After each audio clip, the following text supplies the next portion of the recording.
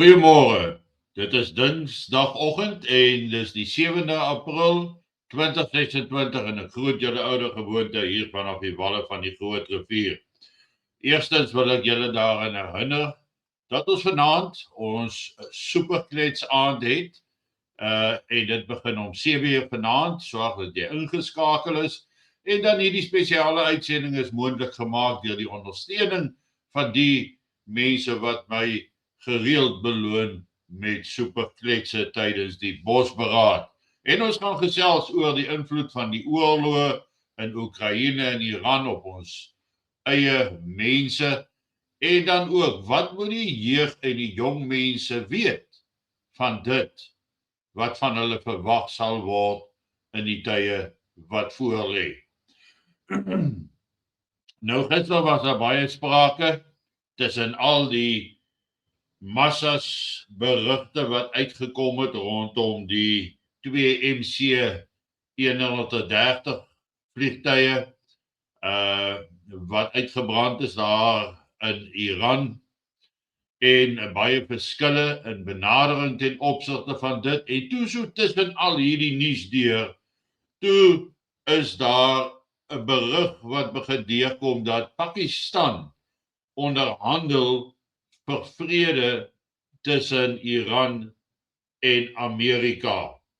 En dit het eintlik vir my 'n bietjie laat terughou vanoggend dat ek net eers kan seker maak wat het gebeur na aanleiding van hierdie Pakistan plan.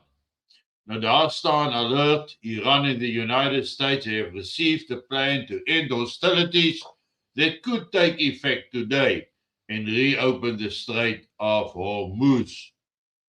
Maar soos wat ons sien het Iran onmiddellik gesê as daar 'n wapenstilstand gaan kom of 'n vredestilstand, noem dit wat jy wil, vir 40 of 45 dae, dan sal die straat van Hormuz nie heropen nie. Dit sal slegs heropen indien 'n permanente oplossing gevind word. En ons sien dan ook dat Amerika voortgaan met sy ernstige dreigement dat hulle teen vandag al die infrastruktuur soos kragstasies, brûe en so meer in Iran gaan vernietig omdat die straat van Hormuz dan nog nie oop is nie. So ek dink hier is 'n gebrek aan common ground tussen die twee partye en dat ons nie sommer net oornag vrede gaan sien nie. Hierdie aksies, hierdie militêre aksies gaan nog vir 'n tyd loop en voordat daar nie werklik impak gemaak word binne in Amerika, binne in Iran met die inwoners nie deur sogenaamde ontevredenheid met die oorlog en so meer nie, dink ek nie ons gaan sommer 'n off-ramp kry nie. Want hierdie was eintlik die perfekte off-ramp vir Amerika om uit daardie oorlog uit te kom. Wel hulle het dit nie gevat nie. Inteendeel is dit vir ons duidelik of word daar duidelik gesê dat vandag as die straat van Hormuz nie oop is nie, gaan hulle vir Iran bom tot in die steen tydperk. Binne dit lê daar 'n bedreigde of 'n stille dreigement dat ons dalk wapens gaan sien wat tot nou toe nog nie aangewend was nie en waarmee Amerika voor 'n dag sal kom, dit sal net tyd vir ons leer. Maar die onderliggende kwessie vandag is dat die Pakistan poging nie op hierdie oomblik en tydstip enige vrugte gaan afwerp nie. Donald Trump gaan as die oorwinnaar wegstap uit hierdie oorlog uit. Dis wat hy wil hê en Iran wil 'n einde van Amerikaanse heerskappy, dominansie in die Midde-Ooste hê. So daar is spesifieke behoeftes waarna beide van hierdie lande streef want Iran sê hy wil nie vrede sluit net om oor 6 maande weer in 'n oorlog in te gaan nie. So kom ons kyk wat gebeur oor vandag, môre en die volgende paar dae hierdie week, want dit sal vir ons 'n aanduiding gee na waarheen ons op pad is. Maar dan is daar roeringe weer 'n keer in die noorde, die oorlog tussen Oekraïne en Rusland stoom voort.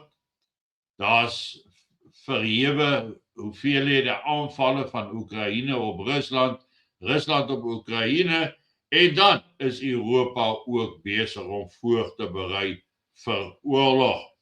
Ek speel gou vir julle hierdie have now launched voluntary military service for 18-year-old men.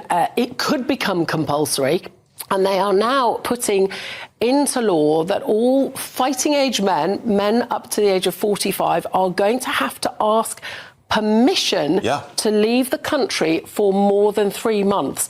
France, similarly, are going to be introducing voluntary national service this summer. They'll pay people for 10 months. And you think back to Rishi Sunak and his plans for voluntary national service and how people sort of derided him, but you do wonder whether ultimately this might be coming and whether we are living in a world where we haven't quite caught up to the fact that things are very, very dangerous. Well, yeah, I mean. So dis ons duidelik dat Europa nog vasbeslote is dat hulle eie verdedigingsstelsels moet opgradeer, hulle vermoëns moet opskerp, dat hulle mannekrag, die voete op die grond moet vermeerder, daardie getalle. En dan sien ons hierso dat niemand tot die ouderdom, mans natuurlik, tot die ouderdom van 45 mag die land verlaat sonder toestemming vir langer as 3 maande nie. Dit is asof die hele Europa, en dan bedoel ek Duitsland, Frankryk en Brittanje, is hulle self ernstig voorberei vir 'n potensiële konflik teen Rusland. So ons sien hierso dat die globaliste nog glad nie afgesien het van hulle oorhoofse idee dat Rusland vernietig moet word nie, dat die enigste manier om beheer oor die wêreld te behou is deur oorlog, want dan maak jy die leners, die wat geld leen vir hierdie tipe van ontwikkeling, net meer kwesbaar en afhanklik van hierdie globalistiese geldmagte in Londen. So ons moet dit ook fyn dophou om te kyk waarheen dit gaan en wat se implikasie dit op die ou einde van die dag op ons in Suid-Afrika gaan hê, maar dat dit 'n invloed gaan hê is definitief so. En die invloed gaan nie positief wees nie. Die invloed gaan nie tot ons voordeel wees nie. Dit gaan tot ons nadeel wees. En dit is wat baie mooi dopgehou moet word. Want anders gaan ons op 'n stadium in 'n posisie beland wat ons nie voorsien het nie en waarvoor ons nie voorbereid is nie. En dis juis hoekom ons sê, sorg dat jy ten alle tye voorbereid is. Hoe meer van hierdie oorloë uitbreek, hoe meer gaan brandstof in gedrang kom, hoe meer gaan kos in gedrang kom, hoe minder waarde gaan geld hê en hoe meer afhanklik gaan ons word en hoe swaarder gaan ons mense kry. Geniet vanoggend jou kondensmelk koffie en onthou vanaand om 7:00 die superklets aand. Dit is so 'n bonus aand wat ek inwerk vir die superkletsers, mense wat bygedra het en dit vind normaalweg 1 keer 'n maand plaas en ek is dankbaar teenoor almal wat dit moontlik maak daarvoor. Vanaand regstreeks om 7:00. Mooi dag, mooi dag.